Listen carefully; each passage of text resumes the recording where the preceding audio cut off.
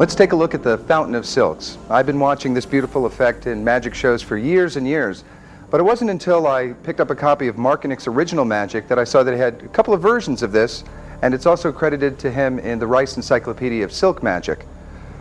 You'll need a whole lot of silks, fresh silks. Now you might want to try to make a practice one out of all the old silks you have at home, but when time comes to do it in your show, get all fresh silks because the look of the silk is very important.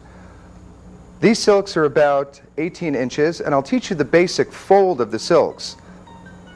Let me set my flower finale to the side.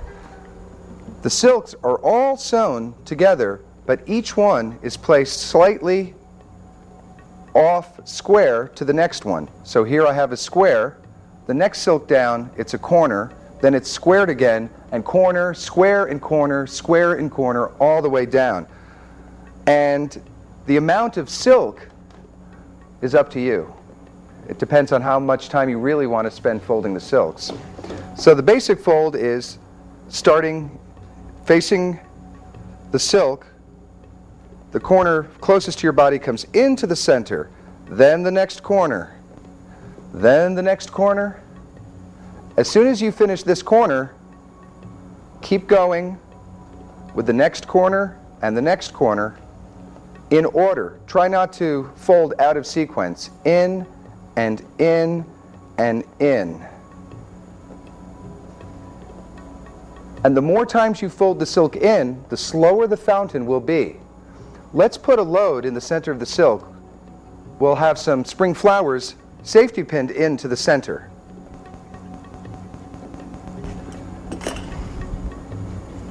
A little safety pin through a stack of flowers, a lot of green flowers and a few white flowers. This will get safety pinned into the center, and that will be our final load.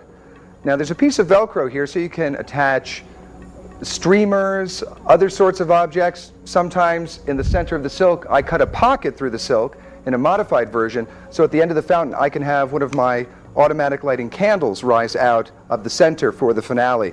And it's impossible to people when they think, wow, how did that lit candle emerge from all of those silks? Relatively safe, but yet a different kind of finale.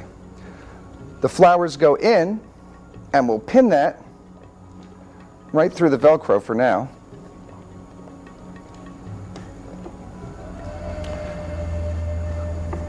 Now you have to be very careful to keep the pressure on the flowers the entire time you're making these folds.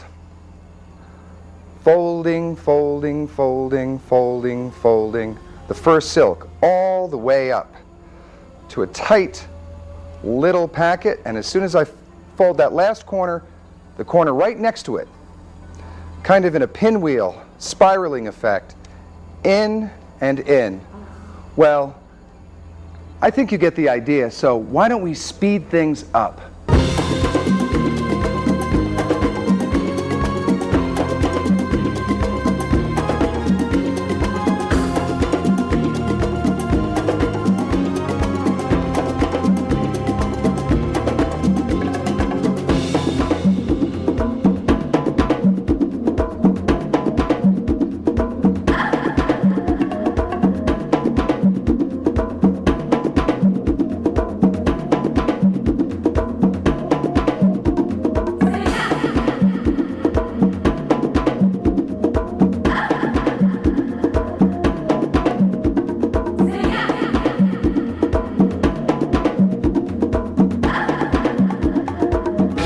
Now at this point, I have to get that Velcro strap on. The Velcro comes over. The other Velcro strap with the other side comes over. And what took a lot of patience and care and a little bit of time is now a prepared magic bundle for a great magical production. Now what do we do with it?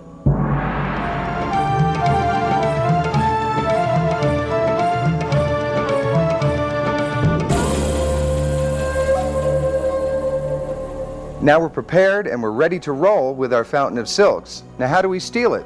Well, one of the easiest ways is to steal it out of a top hat with a little bit of misdirection. Your receptacle is on the table, whether it's a champagne bucket or an empty top hat, matches the theme of the show, and the load is placed with the ring, in performance this would be black, into the hat. During a silk sequence or a production sequence where you have some ribbons produced or some silks, make sure that you have a silk that matches the load bag.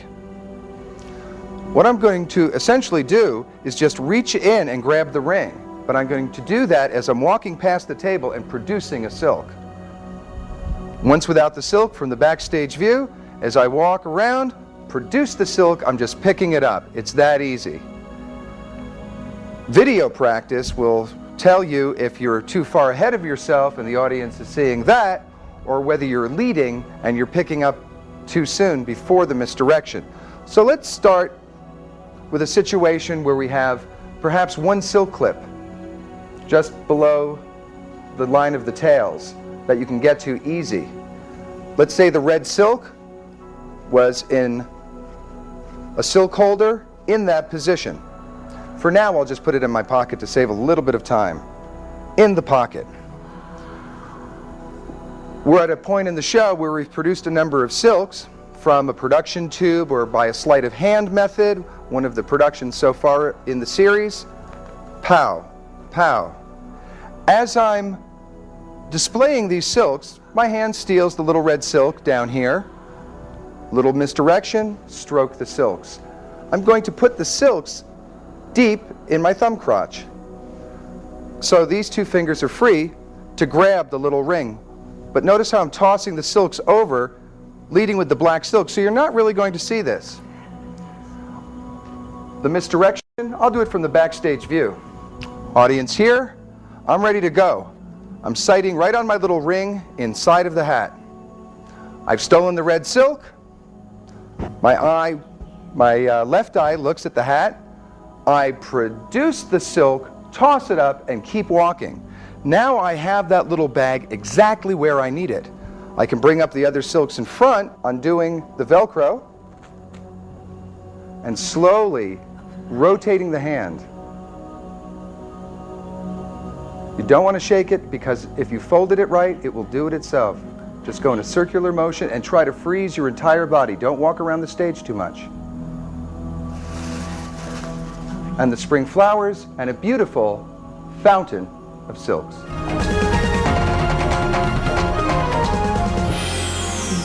The fountain of silks blendo. You'll need a 6-foot square silk, which is folded over the center of the fountain of silks in exactly the same fashion. Now, I'm going to add to this just a touch of confetti as I fold it up. Folding, folding, folding, once again, and I'm going to add a little splash of confetti. Abby? Thank you very much. Put a little splash of confetti there in the center. Keep it, oh, we'll use a little bit more. And again, and again, and again. No flowers this time. But this time we're going to speed up the process just a little bit faster.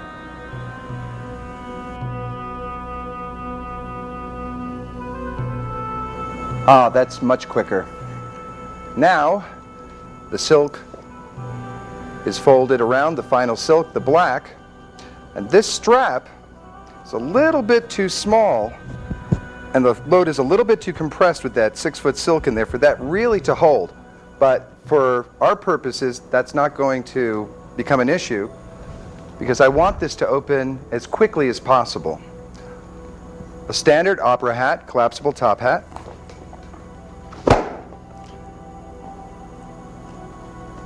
The silk load is placed into the top hat, and the top hat is very carefully shut down, and that will hold the load in place, just like that.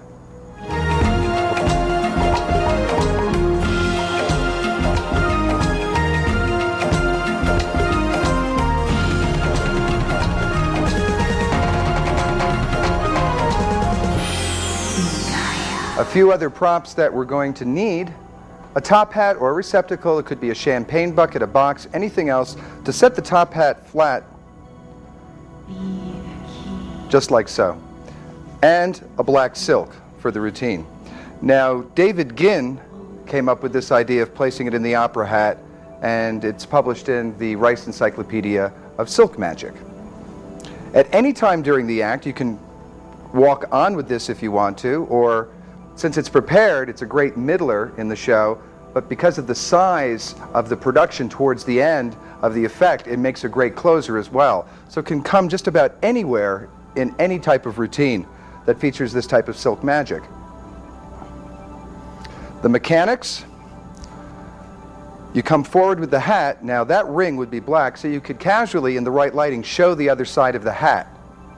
And it looks like just it could be the inside of the hat if we weren't seeing the ring here. You can do this in the course of a bow. I'm going to grab the ring with my thumb, and this is immediately going to begin to produce. That's the position for the silk, and now we're ready to go. The hat is popped, comes up to your head, and now you can start producing the silks.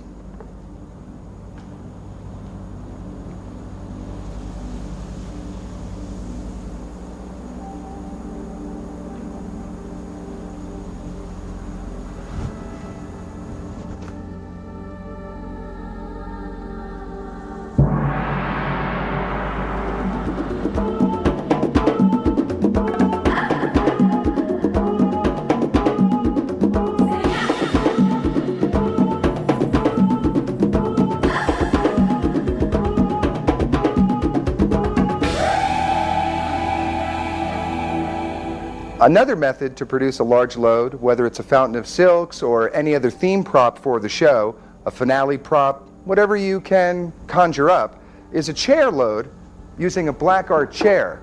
Against a black backdrop, this chair is invisible. Be careful of your lighting though. Don't have light directly on the chair. And this chair is more towards the back of the stage than towards the front of the stage. And it's kind of just an incidental place to set props. Maybe a few props go on the chair during the show, or a volunteer can sit on the chair during one of the numbers. It has a hook on the back where you can hang your load. So during the course of a silk production, we can get this load into play for the final grand production of whatever it is you've put in there. Now let's look at a couple of ideas for this. You can have silks draped over the chair. Make sure that you have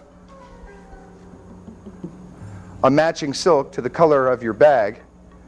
Now these could be silks that you produce and just throw on the chair from a sleight of hand method or from a box production method. Regardless, you can show each silk free, and as you continue to pick up silks, you're putting them in like this OK sign. I want to squeeze them between my thumb and index finger. As I go further down the line of silks, now when I get down to my last silk, it's very important that I don't go behind the chair because the silks will disappear. This is a mistake I made until Tobias, my director, corrected me on it. And when I go for that last silk, I'm going to throw it up in the air, twist my wrist around, and pick up the load with my free fingers. I will show you what that looks like. As I pick up the last silk, these silks come in front of the chair. I grab my load, picking it off the hook, tossing the silk into the air, coming forward, and producing the final load.